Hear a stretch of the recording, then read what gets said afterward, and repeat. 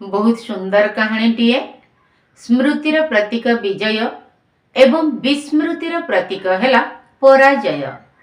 थरे जने राजा निज राज्य रे डेंगुरा पिटाइले बा एनाउंसमेंट कराई देले जे मो राज रास्तारे थिबा बड़ पत्थरटी को जी गोटे थर मात्र गोटे थर हमार रे पिटी ताकू भांगी देई पारिबो, मु ताकू पुरस्कार रूप रे मो राज्यर अधा राज्य ताकू देबी, से अधा राज्यर मालिक होइजिब। एपरी शर्त एपरी डेंगुरा शुणी सबु लोक जोते साहसी युवक जेते थिले बलवान पुरुष शक्तिशाली लोक आसी से गोटे जगार एकत्रित होई गले। से दिन समस्ते निज निजर 100% चेष्टा कले एवं शक्ति प्रयोग कले से बड़ पत्थरटी को भांगिबा पई जे कि राज रास्ता को अवरोध करी रखिथिला। किंतु विधिर विडंबना बड़ विचित्र। कौन कराजिबो? एते सबु कला परे प्रत्येक लोक निज निजर शक्ति प्रदर्शन कला परे मध्य बल खर्च कला परे मध्य पत्थर ज्यों को त्यों जेमिति कि सेमिति अचल अटल महामेरु होई रहिला। तार कौनसी अंश मध्य सामान्य चुना हैला नहीं। तो राजा आश्चर्य होई गले। से भाबिले बोध हुए ए पत्थर को केही भी भांगी परिबे नाही। ठीक से ही समय रे कौन हैला ना अचानक एक दुर्बल पतला लोक आसी कहिला, महाराज मते कोन आपण गोटे थर सुजोग देबे? राजा ताड़ू टिके अनेइले वक्र चाहाणी रे एवं ओठरे तांकर स्मित हास्य चनाई खेली गला। कहले, हाय बड़ माने माने बड़ुआ माने गले फसर फाटी, ए दुर्बलिया आसीछि बेसर बाटी। तथापि मन कथा मनरे गोपन रखी राजा अल्प हसी स्वीकृति प्रदान कले। किंतु से दुर्बल लोकटी पतलिया लोकटी कहला, मणिमा मोर एक मध्य एक कंडीशन अछि ना, कौन तुमर शर्त?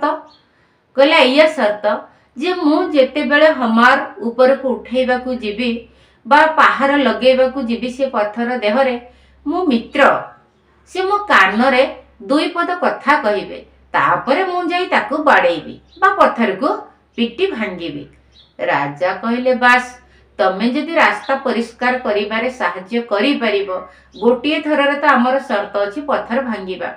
तमे जदि सेतक करिदबो ताहले तम शर्त मध्य आमको मंजूर। राजांकर प्रतिश्रुति शुणी से पतलिया व्यक्ति जनक गले से पत्थर पाखकू। हमार थिला बहुत बड़, जहा कि बहुत ओजनदार मध्य। से लोक जेते बेले ता मैत्र को डाकिला, कहला, मित्र तमे एठाकू आस। मित्र गले, कौन कौन ता कान रे एणु तेणु गुणगुणाई देले।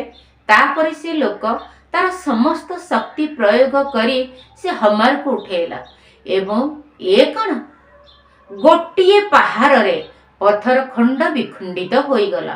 राजा पारिषद सभासद जेते थिले सेठी प्रजा पाठक सभी अचंबित आश्चर्यचकित होई गले। ये कण हैला? अरे देख, एते बड़ बड़ शक्तिशाली वीर पुरुष साहसी युवक माने हारी गले, अथच एई दुर्बल व्यक्ति जनक पतलिया बिचरा लोकटा पत्थर भांगी देला।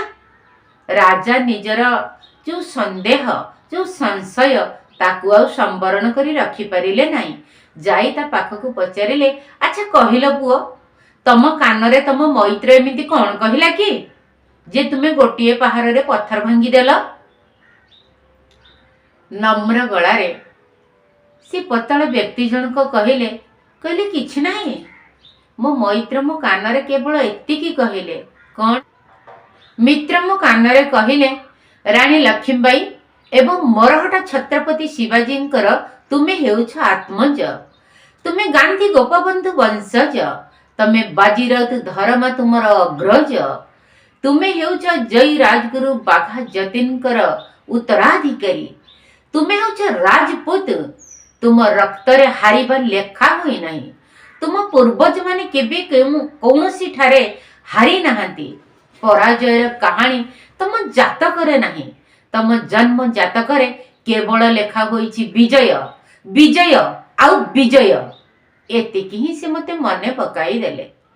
तेणु ये थिला गुरु मंत्र जहा द्वारा मु गोटे थर से हमार को उठेली एवं एमिति गोटे पहाड़ देली जो द्वारा पत्थर खंड विखंडित होईगला। तेणु प्रकृत रे शारीरिक बल अपेक्षा आम भितर आध्यात्मिकतार बल जदि भरी होइथिबा आत्मा रे ताहा हेले आमे निश्चित ए कलिजुगी दुनिया रे जीत हासिल करिबा बा विजयर स्वाद आस्वादन करि परिबा।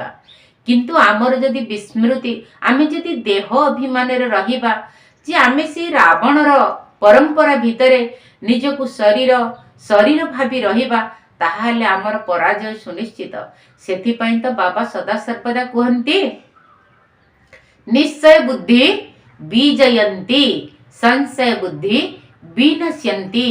एवं प्रथम पाठ जे आमे भगवान कर वंशज आमे भगवान कर आत्मज आमे तांकरी संतान। मो आत्मा मो पिता परम आत्मा सर्वोच्च आत्मा सर्वश्रेष्ठ आत्मा से होउछंती भगवान जे कि मो भाग्यर लेखा मो भाग्यर रेखा टाणीचंती। तेणु मु भगवान कर संतान। तेणु हार मो जन्म जातक रे नाही मोर सदा बेले सबु समय रे जेहेतु प्रभु मो साथी रे अछंती मोर जीत ही जीत हेब। एही छोट कहानी टी आमको एही शिक्षा दिए।